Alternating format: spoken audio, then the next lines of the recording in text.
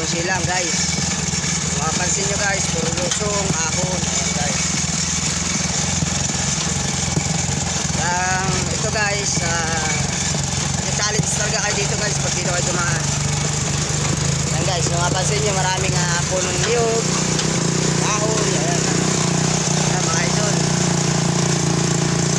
Mga idol, kung bago ka pa lang sa aking Facebook, YouTube channel at paki-follow, share.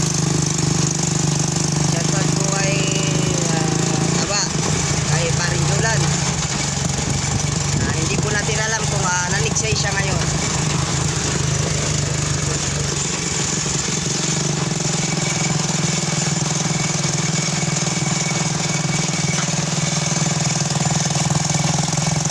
Patuloy po rin po tayong drive kung saan pupunta tayo sa ating patutunguhan mga guys. Ingatan po tayo ng ating Panginoon. Tayo po rin ay mag-ingat. Ito guys yung sinasabi nilang bundok pinagsampalukan. Guys, hindi ito may malaking sampalok dito guys. Tapos may basurahan. Ayan.